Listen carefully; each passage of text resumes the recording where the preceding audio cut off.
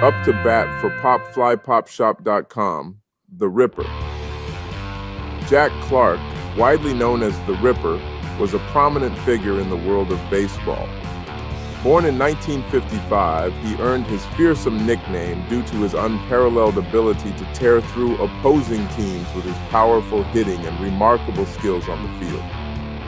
Throughout his illustrious career, The Ripper left an indelible mark on the sport, becoming a fan favorite and earning the respect of his peers. His memorable moments at bat and his defensive prowess made him a true baseball legend. Jack Clark, The Ripper, will forever be remembered for his contributions to the game, showcasing the artistry and power of baseball during his time in the spotlight.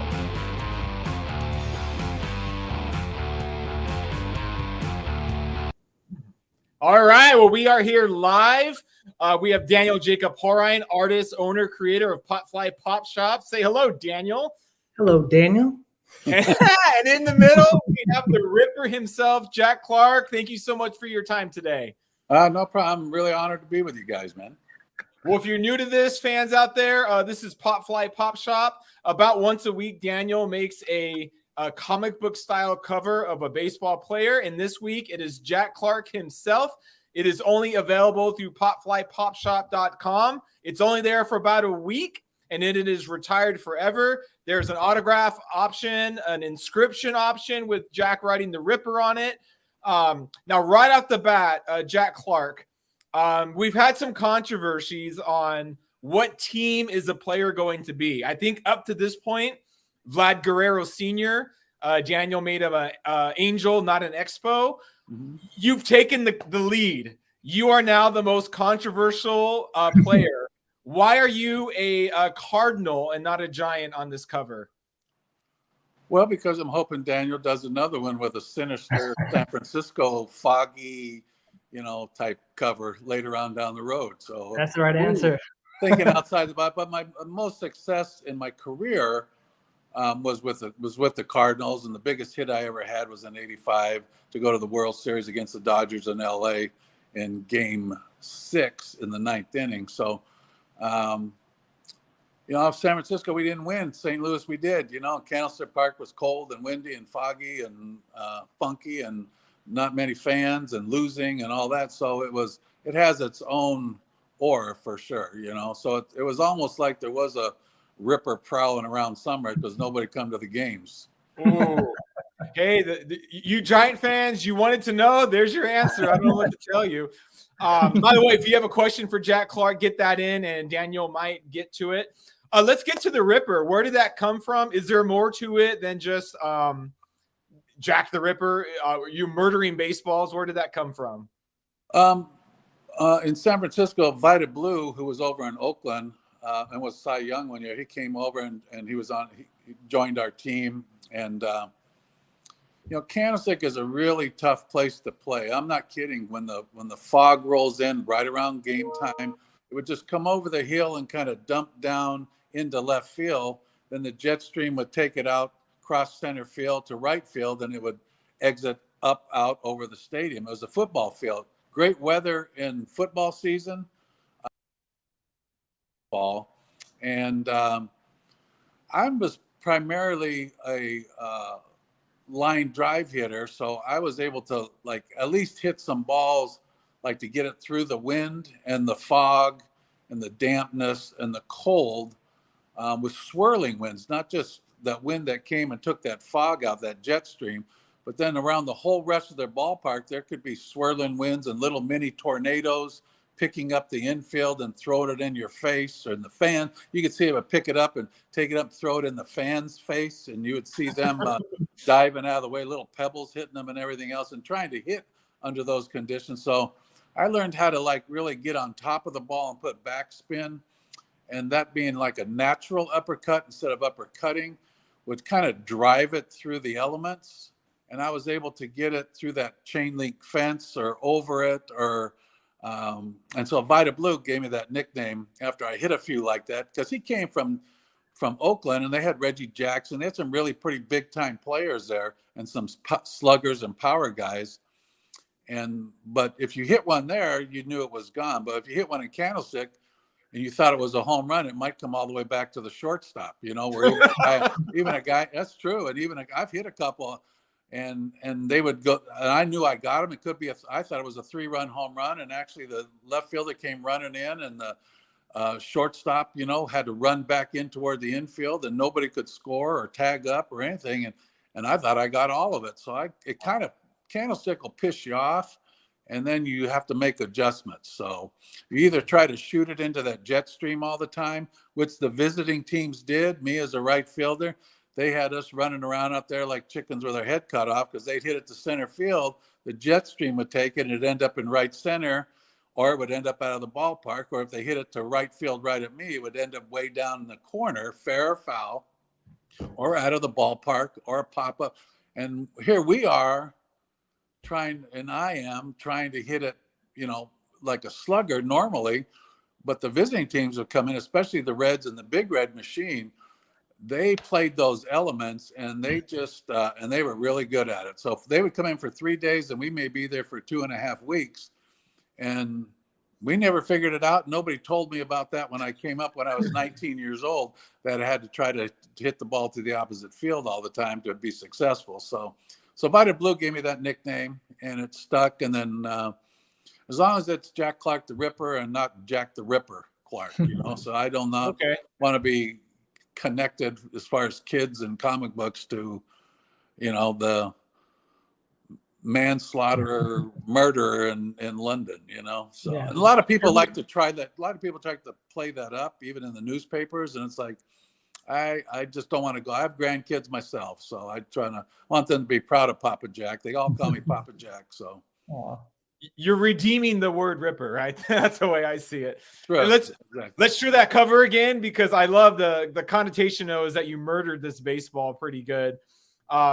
Now, as a fan or like on the field, have you been to the Giants' new stadium, and how does the elements compare? I have been to the new stadium. It's very nice. It still has elements, but it's a much nicer location. It's not on that Candlestick Point, just kind of out in no man's land. Like I said, Candlestick Park, that was a beautiful stadium for football. You went there when the 49ers were playing in the wintertime, it would be no wind, no fog, 75 degrees, just absolutely beautiful baseball weather, except they're playing football. So where they moved the new stadium to, it's a beautiful ballpark. You can walk up around the top, and you can see the bridge and the water. It's just a really pretty place, but it gets cold there too, and it gets windy. There is a lot of times that fly balls, the wind is, I'd say it's a little swirly up above a little bit. And so a lot of times pop-ups in the infield or pop-ups to the outfield, it gets a hold of it, and you have to practice it for sure. The visiting team has to come in, take fly balls and get used to it, because it's just not normal. And it is, but it's fair for both teams. And you think the home field would have an advantage, but that's what was frustrating to me, is like nobody told us about the advantage like Cincinnati Reds or the Dodgers had when they'd come to Candlestick for 2 night games and then a getaway day game, and we would be stuck there just trying to figure out how to rip it through the fog and rip it, because it would be frustrating. You'd have a ball, you should have a couple of ribbies or a double or something like that, and it would just almost just die like it hit a wall, and so it just interesting place, and it cost us a lot of wins. And obviously, if you don't win, there's not a lot of fans, and you can deal with miserable conditions as long as you're winning and believe you could win. But it was an advantage actually for the visiting teams, because they knew they were getting the hell out of there in a couple days, and we were still stuck there. And I could not wait to get on the road. I couldn't wait to get to Cincinnati or Houston. I didn't care what the pitching, how great it was in LA. I wanted to go. I liked playing in San Diego. I liked playing in Chavez Ravine in LA, Pittsburgh. I mean, it was just great. It was nice to come to St. Louis as a visiting player and sweat, in the heat, and not have a lot of foul territory. I mean, it's Candlestick too. You hit foul balls that are going into the stands, and the first baseman or the catcher would run over there and catch it, and you're like, you got to be kidding me. That should have been way up, like in the second deck, but the wind, the swing would bring it back. And it happened to us too. We stole some balls from guys like that too, and it's just a frustrating place. And like I say, but you can imagine they were getting out of there in 2.5 days, and we would still be there, and we would be waiting for that bell to ring where we were, get on the bus, we're getting out of here, and we're going on the road somewhere to play in normal conditions to make it fair for everybody and the fans to see the best, and then could bring out what we could do also. So a lot of balls I hit. When I got on the road, I tried to play catch up with Candlestick Park by trying to fatten up a little bit on some numbers that was taken away from me. So I always had a chip on my shoulder because when I went there, I seriously wanted what was taken from me from Candlestick really bad, So when I didn't get it, I was pretty mad at myself, So. Well, let's talk about a hit you mentioned that had no problem with the elements. Your bomb in '85 against LA, which I'm gonna say is the most famous non-intentional walk of all time. We have a guy on second and first base is open, and up comes Jack Clark. Are you assuming Lasorda is going to intentionally walk you there? No, and I'll tell you why. And actually, we had guys on second and third. We had, I think Willie McGee was on third. Ozzie was on second. Tommy Hurd just hit a swinging bunt down the first baseline. They got him out, so there's 2 outs, and first base is open. But I knew Lasorda wasn't going to walk me there from all my giant Dodger confrontations in Candlestick Park and in Dodger Stadium. I don't know how many times late in the game, Lasorda would go out to his pitcher to take him out, whether it was Hershiser or one of his closers. And then after the game in the newspaper, they would interview him, and he'd say, well, I went out to Bulldog, who was Hershiser, and asked him, and he wanted him, he wanted that guy, and we're the Dodgers and we bleed Dodger blue and we don't back down to anybody. And they would always climb the ladder on me here, and I'd swing at it, and then Don Sutton would throw it there, and I'd swing at it. I'd swing hard, but I'd swing at it, and they'd throw it there, and I'd strike out. So they had a pattern with me, and that scenario, guys had come up, I would say probably 50 times over the course before that at bat as a St. Louis Cardinal. So when I was on deck, I knew what they were going to do. They had actually struck me out the time before again, even though I was having a really good series, and for them to strike me out, because I was definitely taking the kind of rips I like to take at the baseball over at all of their pitches, whether it was Bobby Welch, Fernando's screwball. I was lining that into right field. They just basically couldn't get me out, and I couldn't wait to get up there to hit. But when I got up there, when I was on deck circle, and I kind of thought, well, will they, try to get me to, knowing Lasorda, I figured he's going to have Socha stand up with his hand out, like they're going to intentionally walk me. Then he's going to sit down real quick and try to get a quick strike, thinking I just won't be ready, type deal. Or they're going to pitch around me and try to get me to chase something. Or they're going to climb the ladder and try to see if I'm going to go for that, So, but I knew they were going to come at me somehow. So I processed all that information on the on-deck circle. And my guru hitting coach with San Francisco was Hank Sauer. He was our hitting coach through the minor leagues, through fall ball, instructional league. And his saying, I guess, to all of us as kids in instructional league in Arizona, he'd come out in the morning, and he had a big schnoz, big nose, and he's a big man. And he'd come out, and he was a home run hitter, hit 42 home runs or something, MVP for the Cubs one year.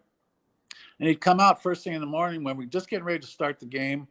And they would, that's the spring training type game for instructional league, and all the coaches sit right along the fence outside, not inside the dugout. They sit outside. So that's Jimmy Davenport sitting there, and Denny Summers and Frank Funk, and they're all and sitting there.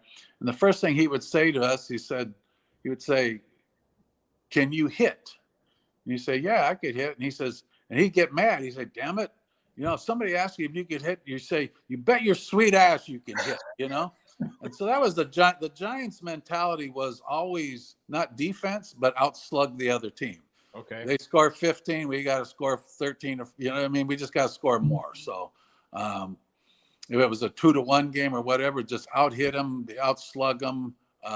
We probably won't play good defense. We probably won't have great pitching. We just got to score more runs.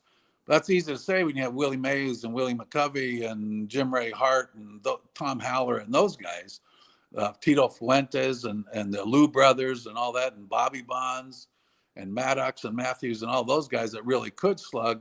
We had Johnny LeMaster, who was the #1 draft pick and a shortstop, but very frail. And we just did not have the people. And McCovey at the time was older and knees were bad and that kind of at the end. And a little sad to watch, to be honest with you. But, you know, he still was stretch and classy guy. I picked my first home run he ever hit when I came around. McCovey was hitting, I was hitting third, he was hitting fourth.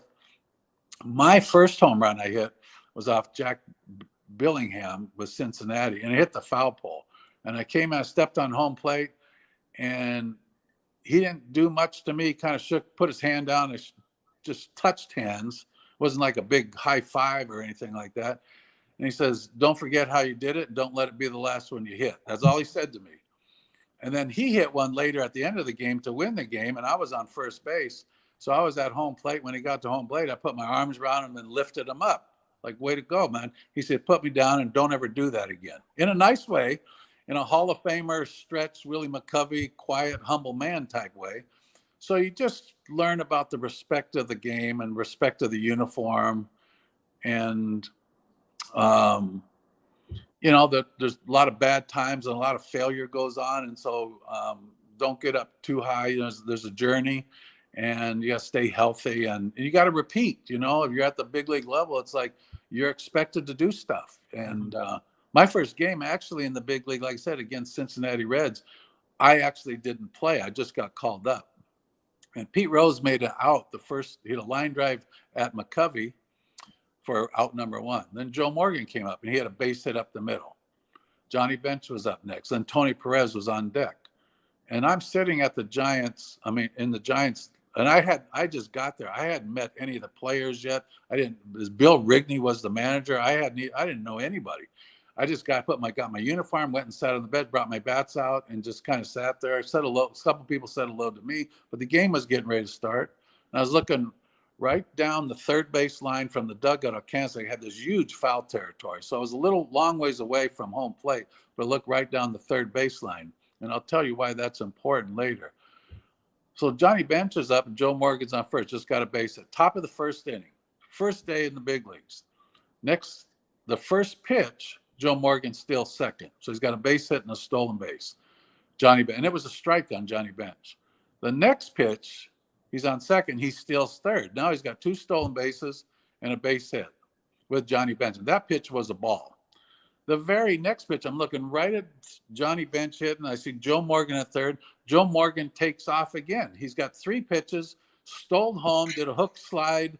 The catcher, Milt May, kind of reached for him, but never even got a glove on him. He slid by like he was on glass and just slid and kind of kept going. And he's not a big, he popped up, ran into the dugout.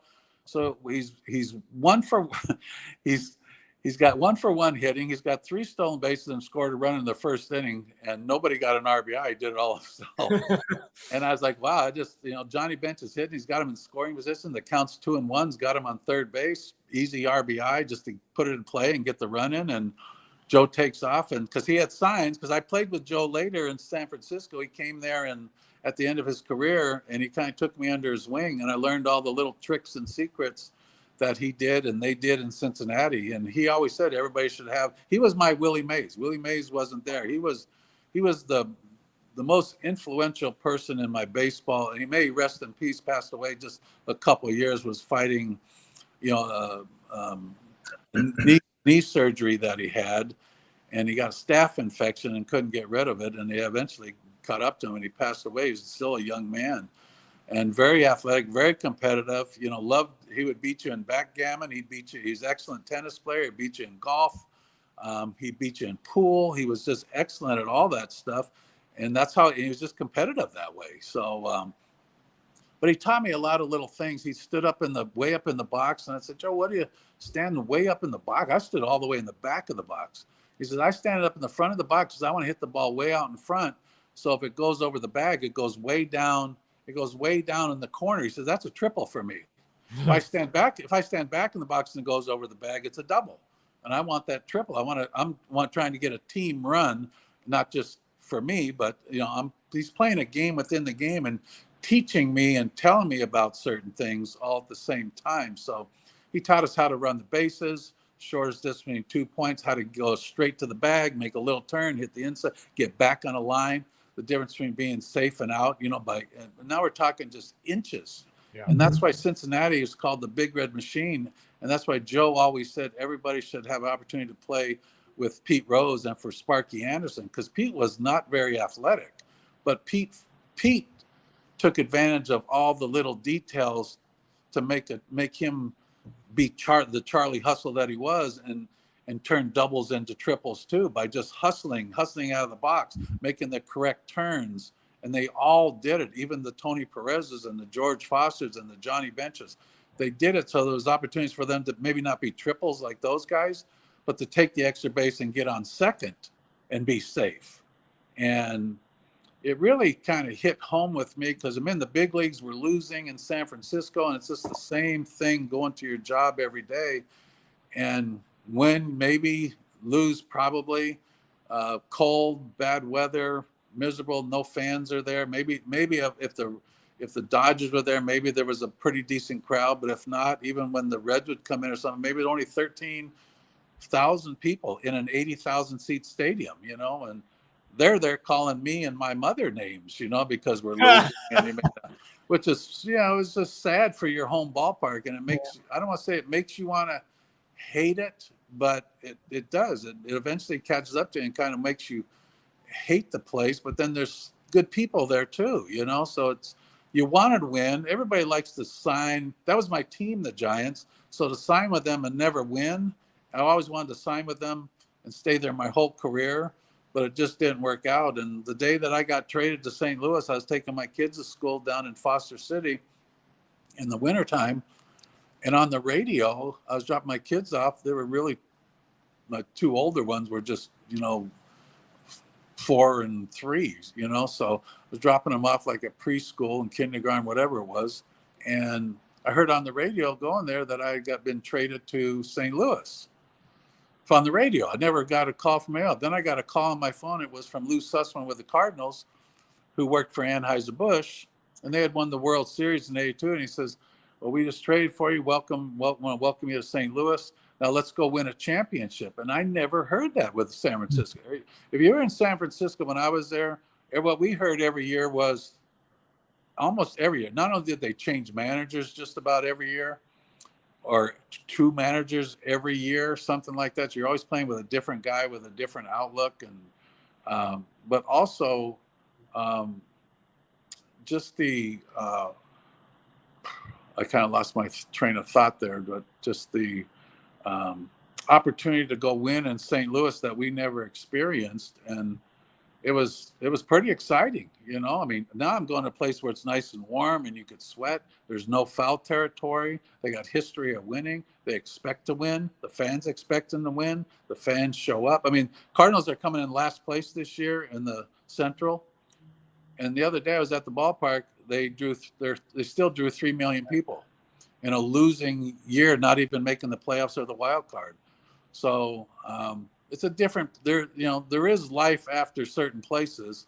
And I did want it all that's what I was going to say. I did want to start my career and end my career with San Francisco. And that's why I forgot, because it's so far removed from my brain after all these years, because of actually being able to have fun playing baseball again and doing the things that Joe Morgan taught me and taught us, and put it to use on the field to become a 4-time All-Star and a 2-time Silver Slugger, and deal with injuries and have a pretty long career and make some really good friends and compete against your peers with, like I said earlier, with respect for the uniform that you're wearing. And I always had, I didn't come from a lot of money. Most money my father ever made was $13,000 a year. He moved from Pennsylvania He was working in the steel mills and moved out to California. They had a job for him working in El Monte at Trail Chemical Corporation. He was a batch maker, making big vats of paint. He smoked 3 packs of cigarettes a day and was breathing that methyl ethyl ketone and stirring without a mask. And they told him to wear a mask. He never did. They finally, his teeth were all rotted out, and they give him a nickel raise or a dime raise. He finally got a quarter one day and came home and was so excited. My mom got a quarter raise.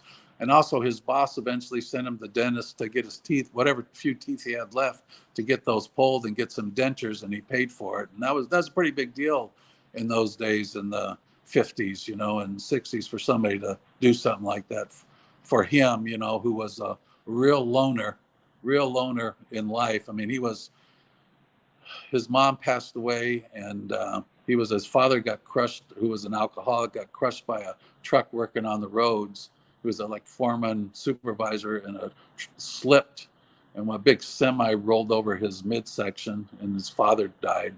But he didn't really get along with his dad. His dad was never around, and was one of those kind of dads that if he was around was drunk and beating him with one of those sticks and everything else.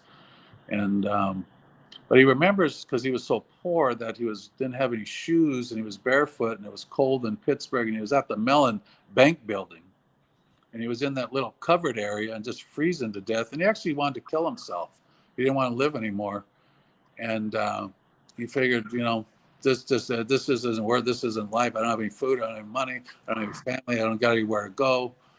And then he said the door opened, and a guy came out of the bank, the Mellon Bank building, in a wheelchair, rolling stuff with no legs. And at that point, he made the decision that there's always somebody has it worse than me, So he, got himself up and moved on from there. And he eventually met my mom, and he went in the military for a little while and moved out to California for a better life and better weather with me and my sister. I was 2, my sister was 4, and they bought a station wagon that he was very proud of. But then when he got out there, he had to buy a house. So he bought a house for $13,000, and he only made $13,000. And so he bought some junk car to go to work every day. And he still had that car until I signed my contract and was able to get a little bit nicer one, So baseball's been very good to me, but I come from a Pittsburgh mentality, and that's good in this world to have that, hardworking, passionate care. And that's good to have in sports. Lot of wisdom in there. Daniel, can you show the cover again, where you can see the hard work coming out here, both from Daniel and from the career of Jack Clark? This is available only for about another week on popflypopshop.com. Jack Clark, the Ripper. There's also an autograph option, an autograph inscription option. Hey, Daniel, is there a fan question that you would want to hit? Sure. I'm going to ask you one question, Jack, that we always like to ask is your legacy. You could, what would you like your legacy to be?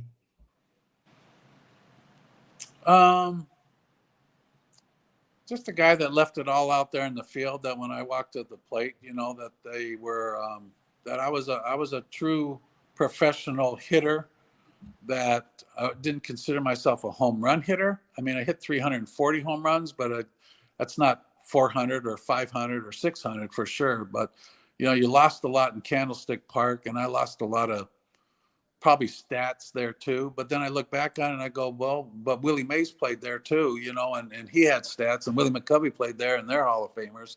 So I'm proud of my career, how long I played, and for the teams and the battles I fought off the field for the Union, to leave the Cardinals and go to as a free agent and not get any offers.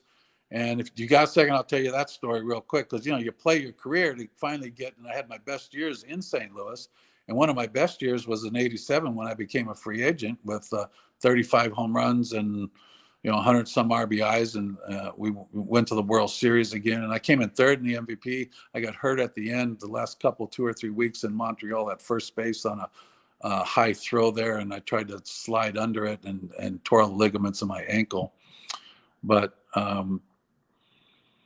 Again, I forgot where I was. What was the question again? Oh, let's start about with your legacy.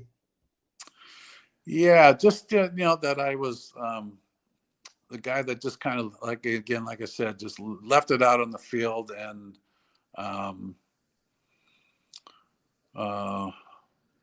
wore the uniform the right way. Was not like nowadays where they're all tattooed up and got earrings on and necklaces and pants on the ground and all that type of stuff. That old song, looking like a fool with your pants on the ground, that rap song that they came out a little while ago is really true. And, I don't want to say old school, but there's nothing wrong with old school because old school was kind of kick ass. You're competing against Hank Aaron and Clemente. And, I didn't get to play with Willie Mays, but Willie was always around. I did get to play with McCovey, play against Stargell, Joe Morgan and the Big Red Machine. And you just see professional sports at a high level that you always wanted to be part of. And one of the biggest compliments Joe Morgan ever gave me was, and he had a radio show and I had a radio show for a while. And he always, like I said, he always said that everybody should have opportunity to play with Pete Rose and for Sparky Anderson. And he said, the biggest compliment I can give you, Jack, is you could have been on the Big Red Machine. So that's, man, everybody doesn't get to have that. And, that's probably one of the nicest things that anybody's ever said, except for Pop Fly Pop Shop. Oh, that story that you guys told for the cover of the comic book there. That when me and my wife listened to that the other day, we both looked at each other, and that's like wanted to be honest with you, because I was a little bit of a tough cookie. I spoke my mind quite a bit, and so I made enemies. But I didn't care because I had reasons to speak my mind, and you either liked it or you didn't. But when we heard that was, to be honest with you guys, was really humbling, because that's one of the nicest things I've ever heard said about me in ever. And it's just the quality and everything of that was just kind of blew me away. Not only did the cover blow me away, that, Daniel, that cover blew me away when I saw it. It's like, wow, that's it. That's awesome, man. That's so cool. Because get, like we were talking earlier, you get baseball cards and you get pictures taken and everything else in your uniform or baseball card, and you're just standing there like a goofball, not doing anything. But to have, everybody wants something a little different, but something that's very cool. And what Pop Shop does and Daniel does is really one of the coolest things I've ever seen. And then you add that little video that you guys did, and it's like, man, yeah, they almost brought a tear to my eye, because nobody ever talked or said things about the years and the price you pay and the price you pay with your body and everything else. And like you've heard a couple times here already, I have a hard time remembering because I've had so many concussions without any concussion protocol, and it's catching up to me now where I lose my train of thought. It's one reason I couldn't be on the radio anymore, because something would be there, and shoot, they may ask me something about my wife and ask your wife and what's her name, and I'd go, I don't know, I can't remember, and it's like, hold on, maybe it'll come to me. And that's how quick sometimes things come and go. And it's just too bad, because guys like me and other guys have had all these concussion incidents. Even in San Francisco, Larry Herndon and I against the Dodgers in the top of the ninth in a 1-0 ball game, and Jim Barr's pitching a great game. I'm the right fielder. Larry Herndon's the center fielder. Lee Lacy hits a ball to right center field, a line drive with a guy on first in a 1-0 game. And Larry Herndon, who's faster than me and a little bigger than me and stronger than me probably, we ran full speed, dove head first, face first, right into each other. Both of us were knocked out. The ball trickled out of his glove onto the ground, and he couldn't move. He was like, he just couldn't move to get it and to toss it in. And I couldn't move. We were both kind of semi knocked out, trying to fight it, not sure what the heck was going on. By the time they got the ball back in, the second baseman got the ball back in, Lacy was on third, the run scored, and it was a tie ball game. So anyhow, we shook that off. We got up, the trainers and everybody came out, and I went back to right field, and Davey Lopes got on base, and he got a walk. So now it's first and third, and I'm in right field, and looking from right field at Candlestick Park, you know, to the pitcher when he's going to throw it, and the hitter and the who's ever up. I think it was Bill Russell was up at the time. Figured he might hit it out to me. He had that kind of stroke, you know, try to get the run in. And Davy Lopes took his lead, and I saw 5 Davy Lopes. Wow. So I shook my head, just kind of shook it, like took a deep breath, closed my eyes, took a deep breath, went back. He went back to first base. He took his lead, and he walked out there, and I saw 5 more of him again. Oh so they threw the pitch. I don't know what happened, whether he fouled or what. I called timeout. And I don't know if you remember Candlestick Park, the visiting team could not get to their clubhouse from the dugout. There was no way. If they wanted to go to their clubhouse, they had to run down the right field line, and there was a little door down there behind the bullpen, the mound that was on the field, a little door, and that's where the giant pitcher sat, but there was nobody out there because it's too cold unless they needed to be warming up. And I just opened that door. I called timeout. I just opened that door and walked down the tunnel, went in the clubhouse, and the trainers met me in there, and the doctor was in there, and it was completely black out here. The only thing I could see was here. This was all black. That's the first time I was ever really kind of scared. As far as will that ever come back? Am I have to live like this the rest of my life? And one thing that happened, I'll never forget, because you know the Dodgers and Giants basically hate each other, you know, especially probably more in those days than they do now.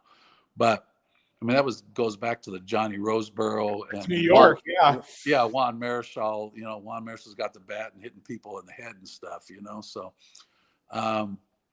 so I walk in there, and so I'm laying there in my uniform, and I'm laying down, and I got like a cold rag over my eyes, and I'm just laying there. And the game ends. The Dodgers end up winning that game, and after the game, Reggie Smith and Davy Lopes came into our clubhouse still in their uniform into the training room where I was, and I did not know those guys from the Man in the Moon. I had never met them or talked to them or anything. They came into to our training room where I was at and came up to me and just said, "You okay? Are you going to be all right?" And I go, "I hope so, man. I hope so. I can't see out of the sides right now. Everything's blacked out, man. Just have like this tunnel bit. I can see forward, but nothing peripheral, right? It's just black, and you know, they were all like, well, you know, I'm thinking about it. They said, say a prayer for you, get well, you know, and everything. You get back, man. You just, we need you out there and that type of stuff, you know. We need you back out there. Oh, it's a different world, huh? Yeah. And so it's just, you know, small little things like that. And again, no concussion protocol. I was in the lineup the next day. You know, I had a headache and everything. It was like, but it wasn't enough to keep me not out there on the field, you know. But, you know, I've had both knees replaced now, and I've got a 50% tear in my right Achilles, and I got a hip that is constantly in pain with that, you know, and nobody seems to know how to fix that. The Dodgers, when I was coaching there, said, I did an MRI with their doctors, and they said, there's nothing we can do for your surgery. It's not going to help that. It's compressed like a hip pointer, like a football player gets or something. And there's nothing we can do for it, but there's an experimental surgery they're doing up in Canada, and you got like a 50-50 chance. And here I'm retired, I'm coaching. I'm not going to do that. So I just live with it every day. But sometimes in my head, there's always a little bit of from too many concussions and getting hit in the face. And I got hit right here in San Diego and caved in my cheekbone, and another concussion. I got hit in the minor leagues at AAA right across here from playing the Dodgers in Albuquerque.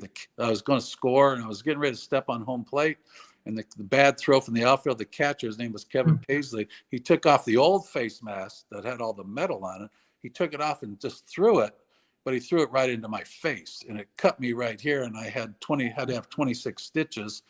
And it knocked me out. I actually landed on home plate on my face. There was blood everywhere. I didn't feel anything. When the trainer came out and they sat me up, I didn't feel it. I had no pain because I was either in shock or whatever you want to call it.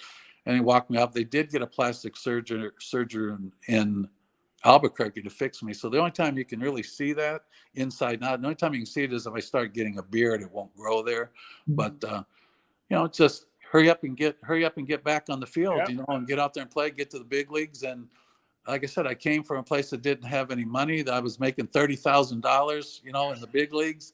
And then I was making 60, and then I was making 85. And it's like, wow, that's huge money. I mean, my dad only made 13,000, you know, so I was taking care of my parents, and I bought him a house up in San Francisco in the Bay Area in San Mateo, and got him a couple of Akita dogs and everything else. And they came to the park and got to watch their son play. And both my parents passed away. And so, you know, it's just now I've got my 4 kids, and I've got 7 grandkids. So my grandson is actually going. That's why I'm going to Texas Sunday, because his parents are leaving and going with him to Rutgers back east. They want to offer him a scholarship as a catcher, and he's a senior this year in Allen High School.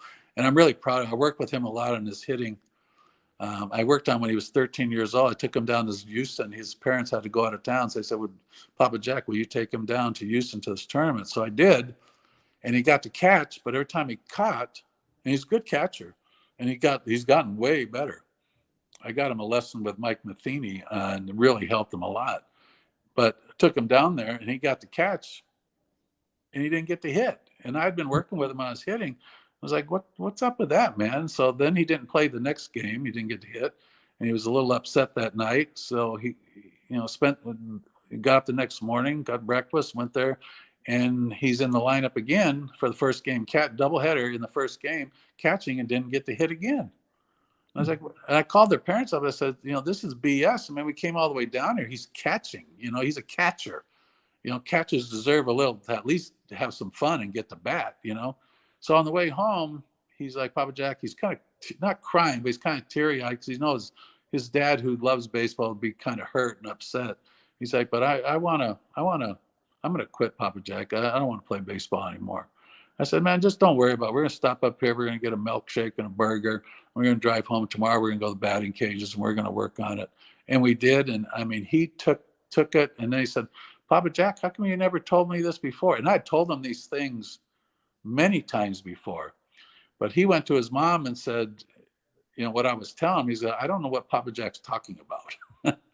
But when he finally got it and he felt it, his eyes lit up, and he's like, he couldn't get enough of it. And he hasn't stopped since. You know, he sent me one of the nicest messages you could ever get from your grandson, just a private kind of text, just, Papa Jack, I just want, because he's very successful now in baseball around the country. He's going to be probably one of the top draft picks and everything.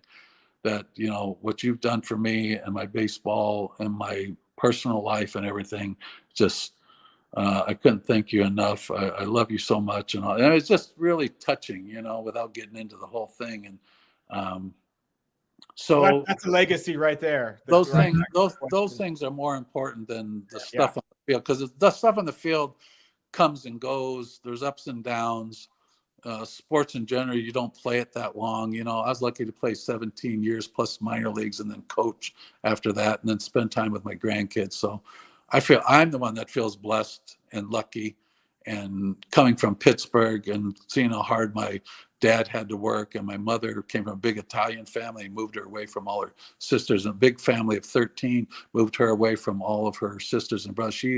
She had to quit high school when in the 10th grade so she can stay home with her mom, who spoke broken English, to babysit her sisters and brothers that were born. So she didn't have it, and she missed them being out in California, and got back once in a while when I went back to play Pittsburgh, and the whole family back. I'd leave 75, 80 passes and go over their house after the games, and they have a big Italian meal and play cards and everything. And those are the kind of things I remember now. Now I just really enjoy life. And so this Pop Shop, and what he created, what he creates, not just for me, but most of his creations are just so damn cool. Let's show that again. Thank you for that work. You're saying the things that we all know, Jack. This is the Ripper. It's only available for this week. Daniel made a big red machine one. You should check that one out. I got to ask you this question, Jack, because if I don't, I'm going to kill myself. You mentioned you were on the Cardinals in 1987. I'm prime time kid at that point. Daniel and I are actually best friends. We're about 8, 9 years old. Your baseball card and then 87 Tops is one of my favorite cards of all time. So many of the cards then, they're all just guys holding bats, just smiling. They're all posed. And this look like a ninja to 8-year-old Evan and Daniel. What is going on in this card? Can you give it? You got no helmet on. It looks like you're in a rundown. What's the story? Well, it is. It's actually, that's a spring training game. We're playing the Mets in there. They've got the gray pants on. We didn't wear those red shirts during the season. We never wore those. We wore the gray tops. Okay, so is that Florida then? Yeah, that's in Florida, and that's at the Mets park. And they did I think what it was, I was on second and I was coming around third, and there were 2 outs, and so I just kept going, figuring because the little dribbler up the third baseline, I don't remember who was playing third. I think it was Howard Johnson. So he came in, picked up the ball barehanded, and faked it because he wasn't going to get the guy at first who was a fast runner. He wasn't going to get him, and he threw it like he was going to throw it, and I just kept going, figuring, well, if anything happens, I'll score or whatever at that point. Well, so I was just kind of hung out to dry there. And then the shortstop was over at third, and Gary Carter was the catcher. And I was, at that point, I was looking like, oh, you know what, but you know what, that's spring training. That didn't happen during the season. And I learned from that one that I'm not going to let that happen. Actually, Mike Schmidt pulled that same thing on me one time in Philadelphia, where he picked it up, and then I was hung out there too. So, but you learn from these type of situations, and I would rather, to be honest with you, I'd rather guys be aggressive this way, and compete, and then try to get out of it and have fun and everything else. Sometimes you do get out of it. I know some of those Cardinal guys we had with world-class speed, like Vince Coleman and McGee and Tommy Herr and Ozzie. There's a whole bunch of times they got picked off or whatever, and it was fun to watch because they were faster. Nobody can outrun the baseball. They somehow seemed like they could, So as a teammate, it was almost comical to watch that also. So what a cool card, though. I mean, come on, look at this. This is an action shot. And the people in the background, the blurry people, no fear of foul balls. I guess they're just sitting on the field. Well, they're watching. You can see how we wore our uniforms. We wore our socks kind of high and made us look streamlined, and pants were kind of tight, and everything else. And we looked like since Willie Mays, because Willie Mays was the one that started with the tight pants, and that streamlined, fast look, even for somebody like me. I mean, I don't know how many stolen bases I end up with in my career. I think it was somewhere in the 70s or 80s, but and I would have had more stolen bases, but at the point in my career as a slugger, it got to the point where the management just said they didn't want me stealing bases, not even trying, because they didn't want me to get hurt. Just, we need you to swing the bat. We pay you to swing the bat. We need your bat. We don't need you. We got other guys that are going to do that. And they did. That year in St. Louis, they stole over 300 bases, 305 or 310, something like that, bases that year. Now you can imagine, I'm now in my first year in St. Louis, and they're stealing over 300 bases. And I learned what I learned from Joe Morgan about getting the signs at first base on curveballs and fastballs, and relay that to Johnny Bench and Tony Perez, because he'd get his lead, and if he kept his hands on his knees, that meant it was a fastball. Mm-hmm. If he put his hands on his knees and then he stood up and then went back and put his hands, that meant it was an off-speed pitch, and he was going to go because it was going to be a slower pitch, increase Joe Morgan's brain, increase his chances percentage-wise to be safe. And so I brought that thinking over to these guys, and we did the same type of thing. And I mean, it was like a track meet out there. And for a guy like me, all those years in San Francisco, thinking about hitting balls I thought were 3-run home runs and end up being not even a sacrifice fly to get somebody in because of the elements. All of a sudden now, these guys are getting runs and bringing the infield in and scoring on balls that most people wouldn't. Like, I'd hit that ball that I hit in San Francisco that nobody could score on. If I hit that with the Cardinals, they'd tag and score, you know, and they would, and it wouldn't even be that close. That's how fast they were.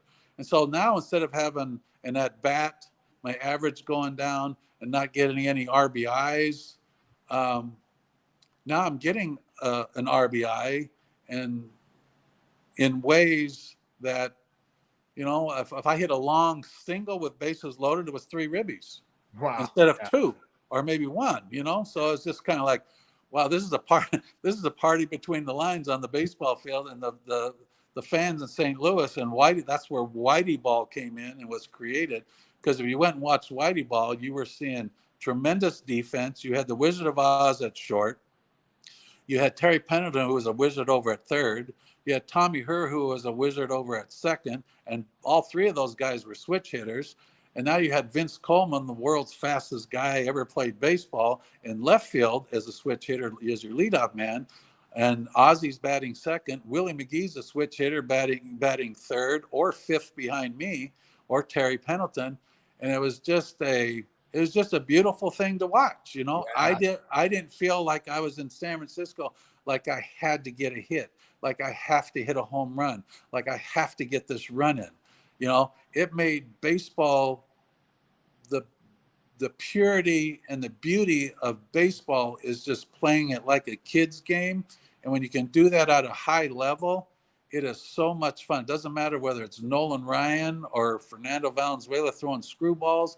It just doesn't matter. And it wasn't all this, what do they call it now? The sabermetrics and all this other stuff they got nowadays that they need to be able to play the game. You know, it's like, I don't think I ever looked at any charts of how guys pitched me. I don't think they even kept them. And if they did, I never looked at them.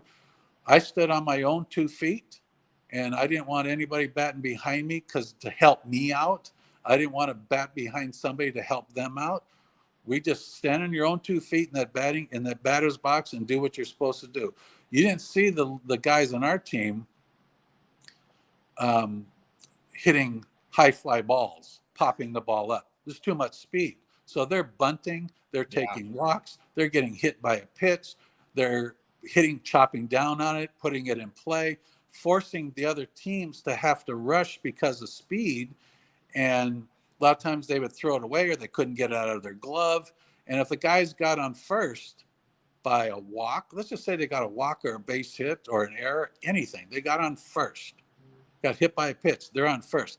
That's a triple. They're on third, and there's nobody out yet. Nobody out. That's like your chances and your percentages, Big Red Machine like, are going way up, you know, as far as being able to get a run here, get a run there. Then Jack hits a 2 or 3 run home run. Now we got 4 or 5 runs. And now, oh, by the way, we need maybe a couple more insurance runs at the end. And the fast guy gets on there somehow. And now he's on third with nobody out again. And maybe Ozzy hits a double, then Ozzy steals third, then Tommy Herr comes up and hits a sacrifice fly, and then maybe I pop up and we go out and play defense, and we've got 7 runs, and nobody can hit a 7-run home run, you know. Yeah. So we would have enough, and then it was Whitey again, you know, controlling the bullpen and the matchups with the other manager in the other dugout, sending guys, including myself at times when I'd have a day off or something, walk up there to pinch hit and stand on deck.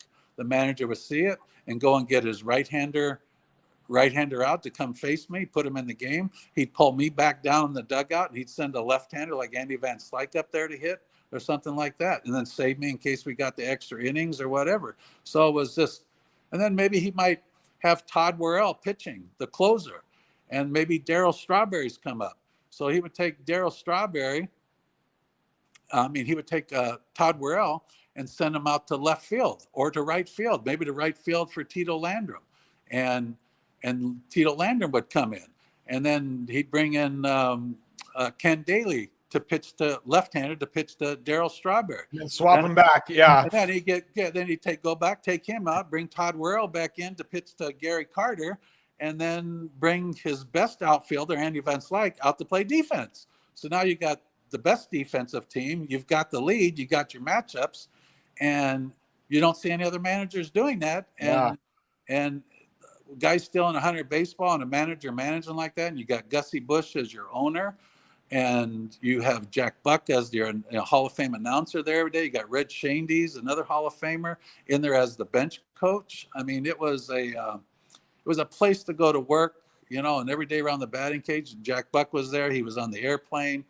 And there's so much with the Cardinals, with the Cardinal red and the Jack Buck and, the Hall of Fame. They wear the red sport coats every day, the Cardinal Hall of Fame sport coats like Lou Brock and Bob Gibson. And if you look at Bob Gibson, Lou Brock, guys that have passed away, Red Shandy, Stan Musial, Mike Shannon just passed away. I mean, there's a lot of guys. I mean, on our team, Bob Forrest, Darrell Porter, Joaquin Andrew, those guys have all passed away now.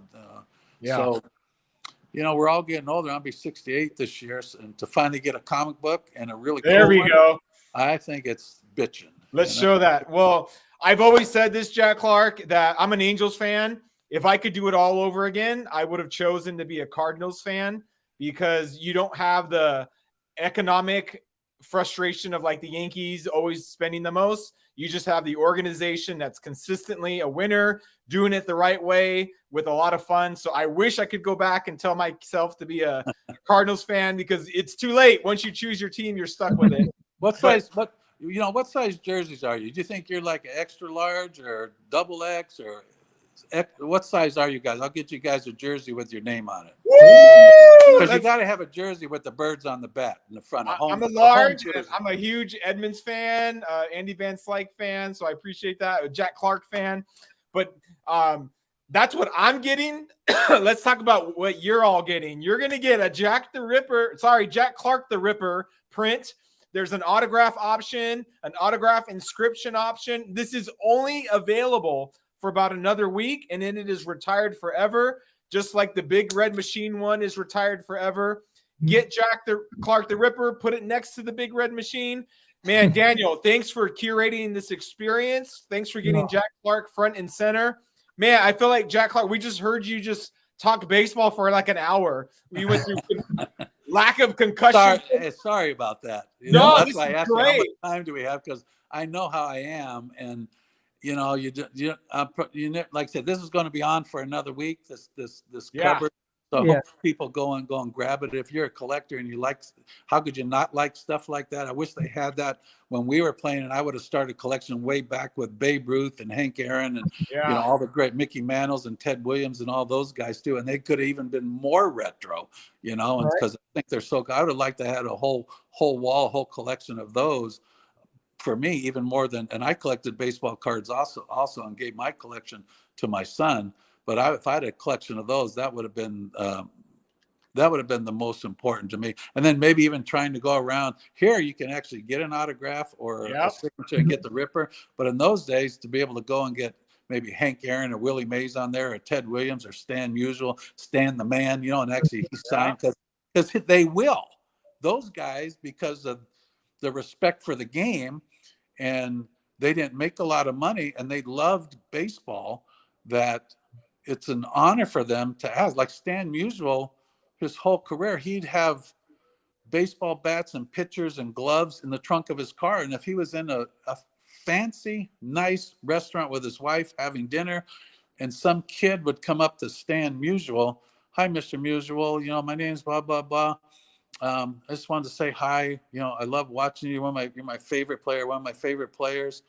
And Stan would say, "Well, what's your name, son? Blah, blah." And then he'd get up. He might be right in the middle of his meal. He'd get up and go out to the car and get something for the kid and bring it back in and sign it to him and take pictures with him.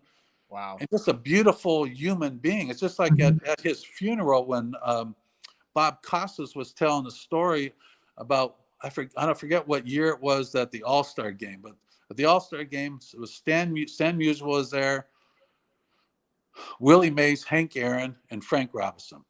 And he said, Bob Costas is telling the story at his funeral to tell you what kind of person Stan the Man was. So Frank Robinson, Willie Mays, and Hank Aaron at the All-Star game in their clubhouse or in the corner playing cards. And Stan Musial walks over to him and says, "Deal me in, guys," and he's playing cards, because that's when white and black, and there was lots of issues, but Stan Musial crossed all those issues because he's a humanitarian. He just sees people as men. And guess where he's from? He's from Pennsylvania. So a lot of us guys from Pennsylvania have that same bloodline. And even if I wasn't from Pennsylvania, where Stan the Man is from, I'm from New Brighton, Pennsylvania, and that's where Joe Montana and Dan Marino and Joe Namath, I think, and Tito Francona are all from there too. And all those guys are Joe Montana. You don't get much better than him. That's one guy in San Francisco I was able to meet because of the 49er Giant connection, and we share the same clubhouse. I was able to meet him and his wife and go out to dinner multiple times with him and became good friends with him. And just the salt of the earth, Stan the Man, Musial, Joe Montana. They're the highest pedestal. That's them, you know. And I'll never be there. I'm just honored, and you know, we try to give that back. The modern player doesn't want it, though. You know, that's unfortunately because of money, and that just drives them, and it's just kind of being semi-handed to them in a big way when they're signing the 10, 12, 13-year contracts and giving them $300, $400, $500 million, you know. So it's a whole different thing, because those guys, you go to get them to sign an autograph, they won't do it unless they get paid. They're not going on the street. You know, I got a picture in my car I'm going to drop off later. I got the oil change this morning. The guy that owns a gas station here, it's called Tom's Service Station. And Tom, the owner, he wasn't working on the cars, but he has. But I know him. He's got a couple dogs. I asked him how his dogs were doing. He's in the back if you want to go see him. He said, would you do me a favor? Would you go to this restaurant around the corner? It's like a chicken sandwich place, and they're really good, like Nashville hot chicken. I said, yeah, I know that. It's really good. I really like it. He says, great. Would you go in there? There's a guy in there. His name's Tim. He's a Down syndrome kid. And would you go in there and just say hi to him and bring him a picture? He loves the Cardinals and loves baseball. I have it in my car right now. And as soon as we get done here, I'm going to go over there and go see him and meet Tim. And it's just St. Louis there's a lot of, you have to understand, there's a lot of ex-players when they come here to play, and they play at they played at other teams before, and some are organizational guys, but they've been with other teams. You mentioned Jim Edmonds. He was an Angel first and then came here. They still live here. Yep. Eckstein lives there, I think. Yeah, they still live here. There's kids go to school here and they still live here. It's in the Midwest. It's easy to get, you know, east and west anytime you want to go. It's centrally located. You got 4 seasons, great baseball. Cardinals keep us alumni involved. I went the other day on Friday. Cardinals had me go Friday. They called me up, said, would you go do this at a Quick Trip? They wanted me to go sign. They had, you know, a DJ there, and they had a bunch of kids, and they were giving out food from the Quick Trip, pizzas and these other rolls, and there's a bunch of kids, and they're making balloon hats, and they had a big slide for them and everything, some other arcade games and stuff for them to play. So a nice turnout for a couple hours, signed some out. Cardinals had pictures there for me to sign. When it was done, left, and then on Monday they had me set me up again to go to the ballpark for Amarin. And they had probably 40, 50 people there. And they had Ricky Horton as the MC, who's the radio voice now of the Cardinals since Mike Shannon passed away, doing the question and answers. And we're talking Whitey ball and then having them ask questions. And it's just special, you know, it just really is. I don't get that from San Francisco. I don't get that from San Diego. I don't get that from the Yankees. I don't get that from the Boston Red Sox. I don't get that. And I played all those years in San Francisco. I don't get anything from them. They used to call me to come out for the Willie McCovey Award because I was the inaugural winner of the Willie McCovey Award. So when they introduced me, and I mean, then you go to Darrell Evans, and then you go to Larry Herndon, and then it kind of goes on to the modern player. And then somebody wins that award. And, you know, Stretch has passed away now. I think they're still doing it, but you know, Giants just don't do anything for their alumni guys, and people can't afford to live out in the Bay Area. It's too expensive. And it's, you know, the education that the kids do not get the kind of education you would get somewhere else, like in Texas or here in St. Louis or other places, you know. And it's just too expensive. I mean, even the coaching for the Cardinals right now, Willie McGee is one of their coaches. and he was living up in Livermore, and he's got like 5 girls, and they're, going to go to college. He's coaching for the team. He says, Jack, I'm going to sell my house out here. It's just too expensive. I can't afford to live in California, so, and we love California. Everybody, I'm from Southern California. I love California. My wife loves California. My wife's never been to San Diego. Part of one of the trips I want to make is take her down to San Diego, hang out, show her all the stuff, maybe the new ballpark, go up the coast, go to Del Mar, come up, get off, just right up the coast and head up to Laguna and Newport Beach, and kind of keep going all the way up, through LA and Santa Monica and all that, and get over to Malibu and take it all the way in Santa Barbara and go up the coast, to get to Carmel and that type of stuff. So, Awesome. Well, we started with the intentional walk that never happened in LA, and now we're ending with you vacationing in LA. Hey, that'd be a good what if comic, Daniel. Do a what if. Right. What if Tommy walked Jack Clark? What would have happened? But he didn't, and Clark hit a bomb, and the rest is history. But let's end showing that cover one more time. This is only available for another week. Jack Clark the Ripper in that order. There is an autograph option. You don't need to own a chicken restaurant to get his autograph. There's an autograph inscription option. He will personalize. That's a picture. That's a picture of the home run right there. And when I hit that home run, I looked in the dugout and I said, "Take that, bitches." Jack Clark, thank you for just sharing all kinds of things about your career, about the Topps card, concussions, everything. Jack, thank you so much for your generous time today. Large, both larges. Both large. Yeah, let's go. Okay. And what's your favorite number? Oh man, I'll take anything. No, there gotta be a number you want. All right, 7. I'll take 7. 7. Oh, I was gonna pick 7 too. I'll get back to you. Okay, 6 is usual if you like 6. That's retired. I can't use that. All right, well, get back to me and let me know. Okay. All right, Woo! thank you. Jack Thanks, Clark the appreciate Ripper. you, man.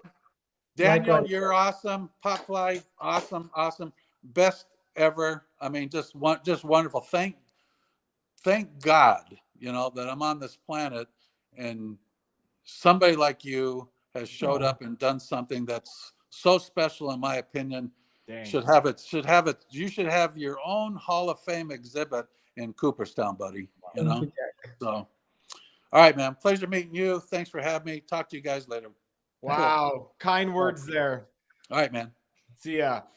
Man, for any fans out there, I mean, professional players that are retired, they have lives. They're busy. They got things. Mm-hmm. And this is not a pejorative statement about any player we've interviewed, but we've had players say, hey, 10 minutes and that's it. And I got to go. And one who shall remain nameless, they said 10 and we went like 12. And they were like, you kept us on for 12. We said 10. Jack Clark just gave us an hour and 7 minutes of his time. That says a lot about who he is. And he was 30 minutes early too. Wow. And had very kind words for you, Daniel, who is in the Hall of Fame, by the way. Well, hey, I know we're up against the wall. Real quick though, how did Jack Clark get on your vision? How did this come about? Always listening, researching, reading, learning, and nicknames are always an easy place to start with. So he's kind of been on my big Rolodex of names I kind of want to dig into more. And last summer, during the Hall of Fame weekend, someone who knew Jack reached out and say like, wow. Hey, I think you and Jack would be a great pairing. And I contacted him that day, and he's been super generous with his time, like he was with us. Every time I talk to him, he's just super generous with his time and words, and it's been awesome. That's just some of the best parts of this project is doing something that means something to the fans, but also doing something that means something to the players. And Jack was a lot more collaborative to this project than some athletes are, and so that means a lot. That means a lot to him, and because it means a lot to him, it means a lot to me. Wow, you can hear that, and I have said it before about the Cardinal franchise on how just the ideal model franchise. Listen to him talk about like it comes out through him. He's bleeding Cardinal red. Although the Braves are starting to sway me over, they got something cooking over there in Atlanta right now. Well, it's time. It's time. Join us over there, Evan. Oh man, I mean, they got the team, and they got their whole team locked down for the next like decade. Oh They yeah. have locked these stars down. But yeah, just great hearing Jack Clark talk about the Cardinals, his love for St. Louis, his love for baseball, his family, giving back. I like hearing some of that old school mentality of yesteryear. And this is a great chance to get this print. Can you show it one more time? Jack Clark, the Ripper, popflypopshot.com.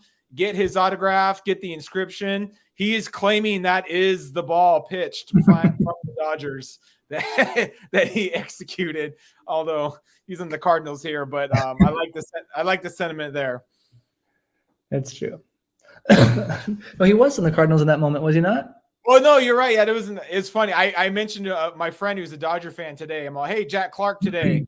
He put his head down and he said a word I won't repeat and said, Tommy Lasorda with the base open didn't walk him. Like, it's still chapping him a little bit. And Dodgers have won a couple rings since then. Totally, yeah. And I didn't get a chance to ask questions from the stream, but Jeff had asked him. He mentioned he wants to seek and destroy everyone on that team, and I didn't want to make it too team specific, but some of the language and the fervor against the Dodgers has got such comic book language that I really wanted to use it here. I obviously didn't, but like, yeah, he wants to seek and destroy everyone on that team. He is. We talked about this with Randy Johnson. He's a villain. Jack Clark is a pop fly villain, and he's the Ripper. And I know he has kids and grandkids, but he is a villain who is the arch enemy of the Dodgers. Well, here's the thing, though. I see him more as a Galactus. Okay. Galactus. It depends. It depends on the lens at which you see Galactus with, that he is a hero or a villain. He is just doing his thing. You know, he is like if he's destroying your world, if he's Galactus eating your world, of course he's the villain. But he's just doing his thing. You know, he's doing what he was made to do. Not there to make peace or make friends, but to do a job and to basically feed himself. You know, so as I reflect on Galactus, you know, I can see a Jack Clark Galactus kind of parallel there.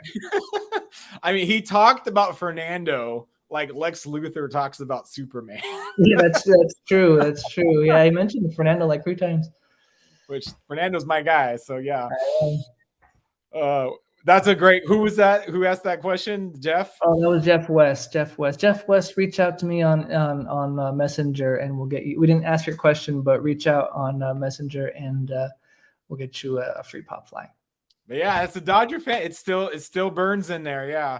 And I like it. Not that I like it. That's not the right phrase. But hearing the mindset back then of get back in the field, like they don't have concussion protocol, and you can see that's a good thing today on how we take care of our players better. Like he's talking like a football player. Oh yeah, that's and every good rule or good practice is you know, I forget the phrase it goes with, but there's blood and death behind every rule and practice that we have, you know, and I think that's Jack Clark. I think of Jack Clark. I think of Fred Lynn, kind of sacrificed their bodies and put it through the ringers. That they were the harbingers of to use another Galactus. Yeah, Galactus term. They were the harbingers of change to come later that benefited all the other players. Yeah, Buster Posey, the Giants catcher, he is why you can't just run over the catcher anymore, because he was having a Hall of Fame trajectory career, got taken out. And so a new rule comes in place. And I think those are good things, even though some old school people might push back against those. I agree. And I said harbinger was a Galactus. I meant herald. That's what Galactus had. He had heralds. Sorry. Popflypopshop.com, where we talk about Galactus and Jack Clark and chicken sandwiches and intentional walks that never happened.